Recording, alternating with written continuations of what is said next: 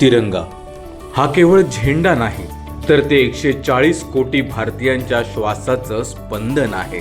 सीमेवर पहारा देणारा सैनिक असो, शेतात राबणारा शेतकरी असो, ऑलिम्पिक सारख्या स्पर्धांमध्ये देशाचे प्रतिनिधित्व करणारे खेळाडू असोत, कुटुंबासोबतच देशाची जननी असणारी नारी शक्ती असो किंवा नवा भारत घडवणारी युवा शक्ती, जेव्हा तिरंगा आभाळात डौलाने फडकतो तेव्हा प्रत्येक भारतीयाची मान अभिमानाने उंचावते. मन श्रद्धेने आणि आत्मीयतेने भरून येतं. आपल्याला क्रांतीवीरांचं बलिदान, सैनिकांचं शौर्य आणि राष्ट्राची अखंड अस्मिता यांचं स्मरण होतं. या राष्ट्रभक्तीच्या पायावरच भारतीय जनता पार्टीची राष्ट्र प्रथम ही विचारधारा उभी आहे.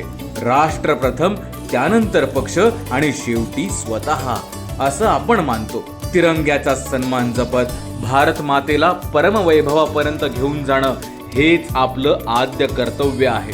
राष्ट्रभक्ती ही आपल्यासाठी केवळ एक भावना नव्हे, तो आपल्या जगण्याचा पाया असणारा मूल मंत्र आहे. हर घर तिरंगा हा राष्ट्रभक्तीचा लोकोत्सव दरवर्षीप्रमाणे यंदाही 9 ते 17 ऑगस्ट दरम्यान साजरा करण्यात येतोय.